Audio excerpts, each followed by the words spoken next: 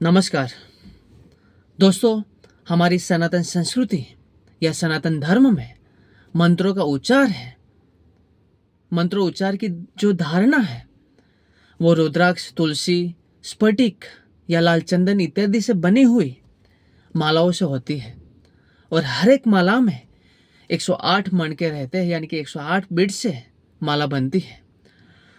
वैसे ही हमारे सनातन संस्कृति में 108 नंबर का बहुत महत्व है।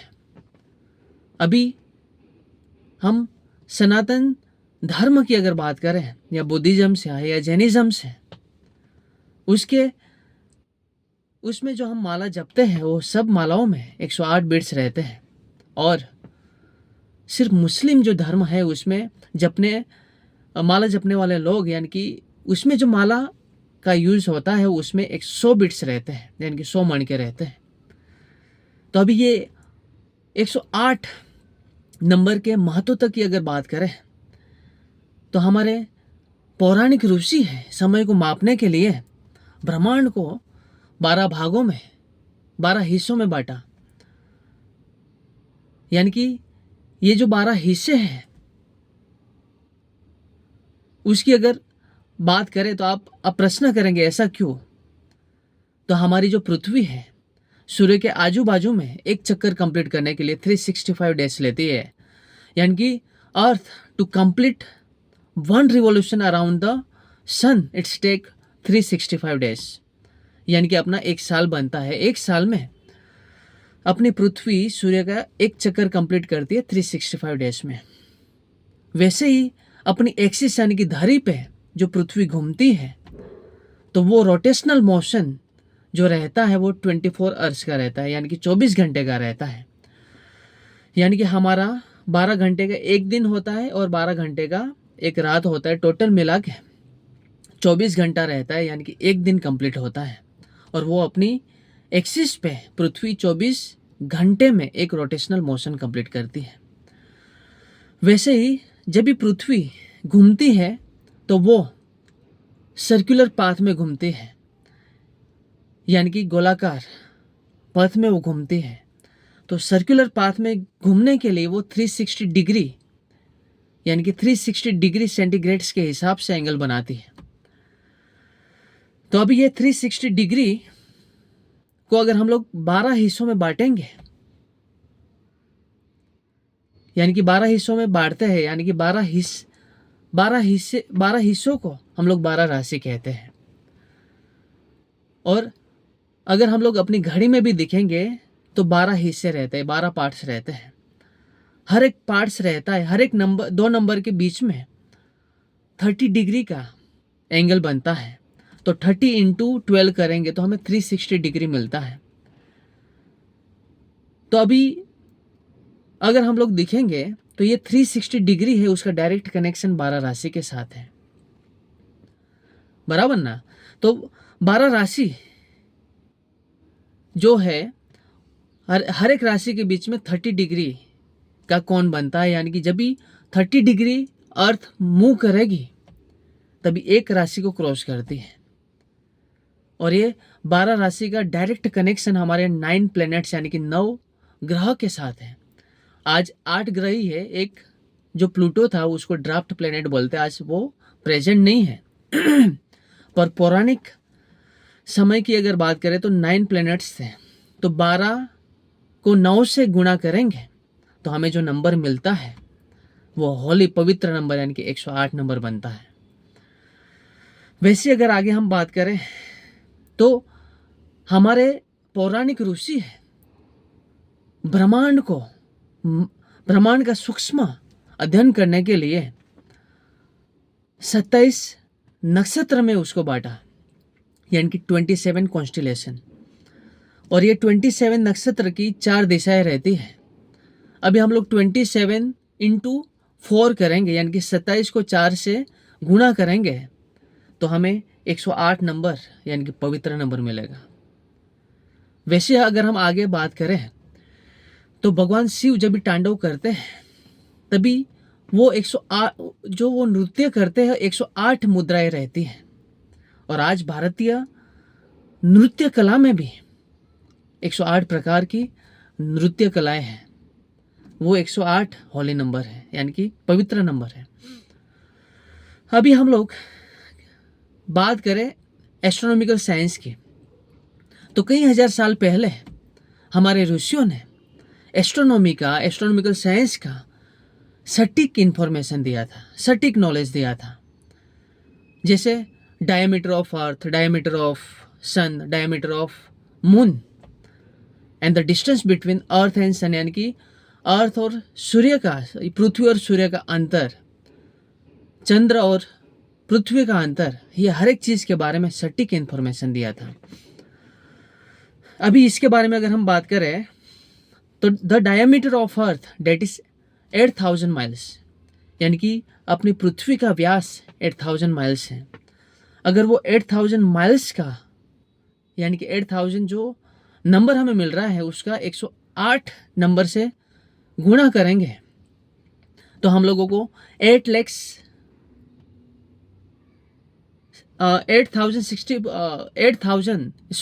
64,000 नंबर मिलेगा। तो वो 8,64,000 माइल्स जो बनता है वो डायमीटर ऑफ सन, यानी कि वो सन का व्यास है, 8,64,000 माइल्स। अभी वही 8,64,000 माइल्स हमें जो डायमीटर मिला हुआ है सन का, उसको 108 नंबर यानी कि पवित्र नंबर से गुणा करेंगे तो हमें एक आंकड़ा मिलेगा, यानी कि 93 करोड़ माइल्स मिलेगा। तो वो 93 करोड़ यानी कि 93 मिलियन जो नंबर मिला हुआ है, that is the distance between earth and sun, यानी कि अर्थ और पृथ्वी और सूर्य की वो दूरी है 93 मिलियन माइल।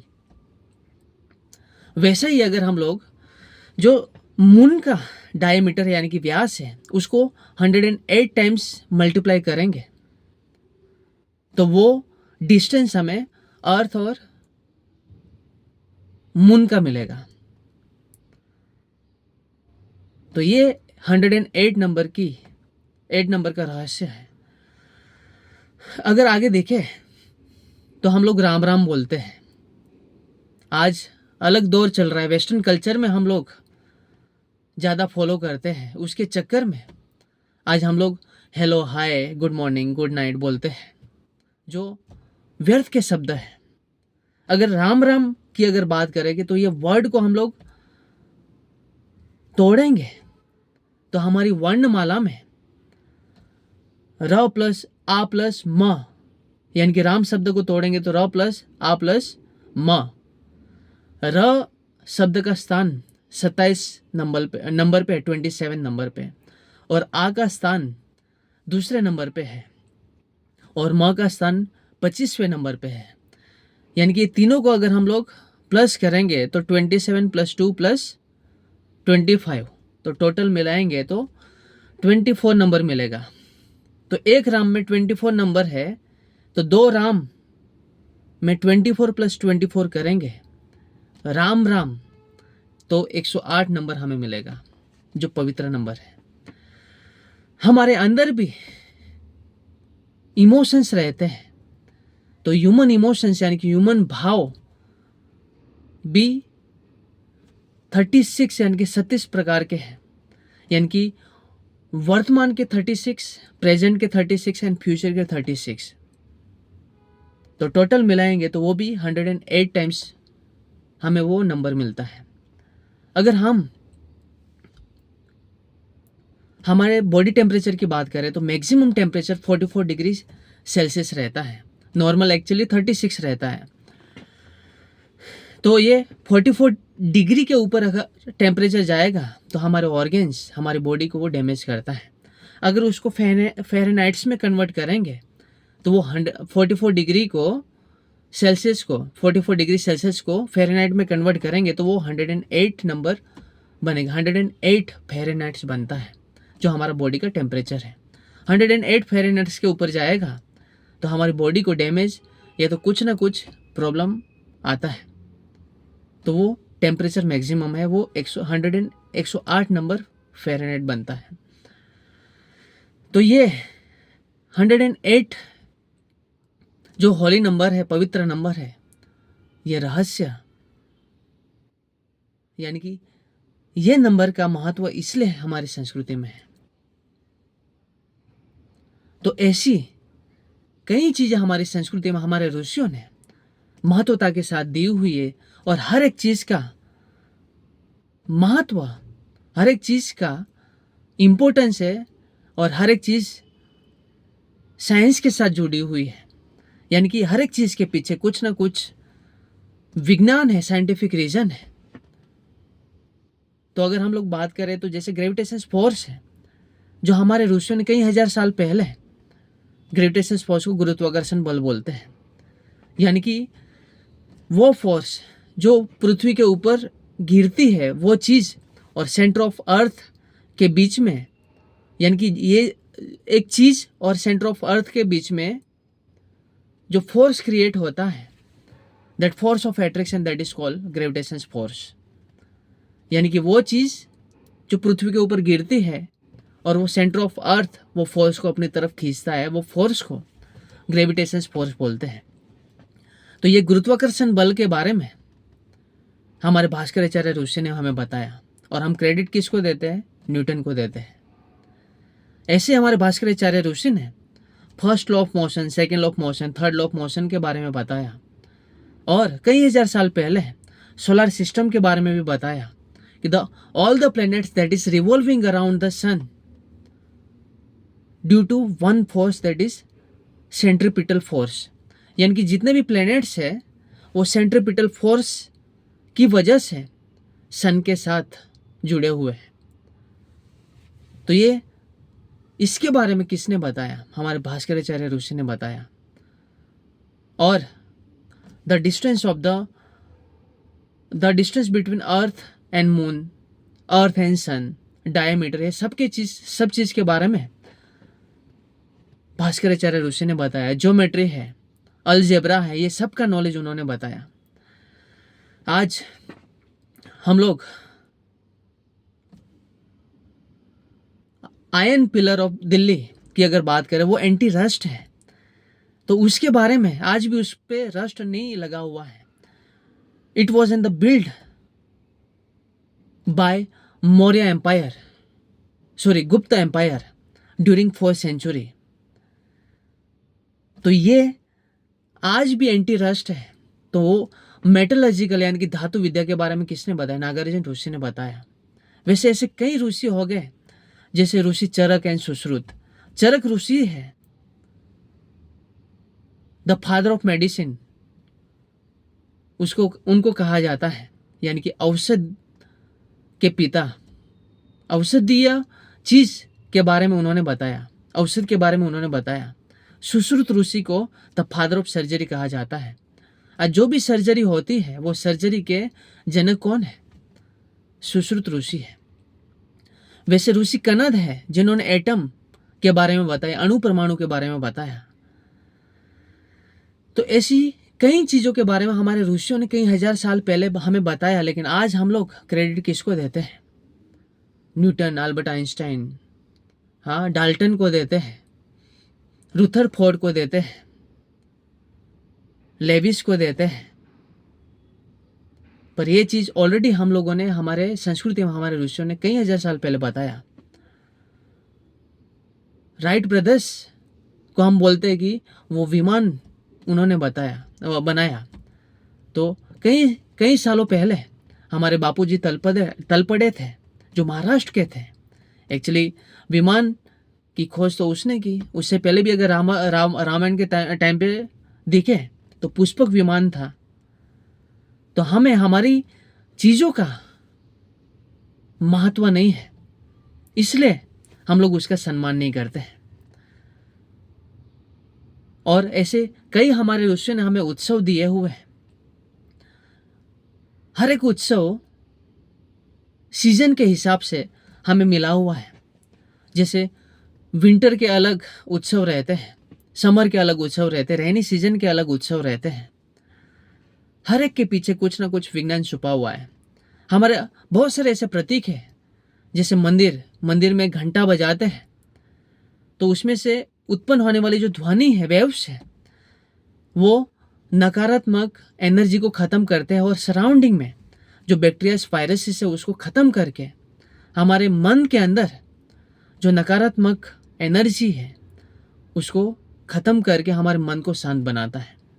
अंदर जाएंगे तो शिवलिंग के ऊपर हम बिली पत्र चढ़ाते हैं, पानी और दूध का अभिषेक करते हैं और हर एक शिवलिंग समुंदर किनारे, नदी के किनारे, तालाब के किनारे है, हर एक का अलग अलग ये चीज़ अभिषेक क्यों करते हैं, नदी के किनारे क्यों है शिवलिंग, हर एक के पीछे कुछ ना कुछ साइंस छुपा हुआ है। हर एक का अगर हम अध्ययन करेंगे तो हमें गौरव होएगा कि ये हमारी संस्कृति है और ये संस्कृति से मैं बिलोंग करता हूँ। पर आज हम मॉडर्न बनने के चक्कर में वेस्टर्न कल्चर को अपना के हम अपने आप को स्मार्ट समझते हैं, लेकिन वो स्मार्टनेस नहीं है, वो हमें अधःपतन की ओर लेके जाता है। और हमारा पतन का कारण ही ये चीज़ें हैं। हमारी संस्कृति जो हमारे ऋषियों ने हमें दी हुई है, जो हड्डियों का खाद करके, लहू का पानी करके हम तक पहुंचाई है, तो हमें अपने आप में गौरव महसूस करना चाहिए। और हमारे ऋषि थे तब जाके हमें ये संस्कृति हम तक पहुंची है। अगर हम ही हमारी संस्कृति और ये सब चीज़ें प्रतीक के बारे में हमारे आने वाली पीढ़ी को नहीं बताएंगे तो उसका पतन हो जाएगा और उसका कारण भी हम बनेंगे।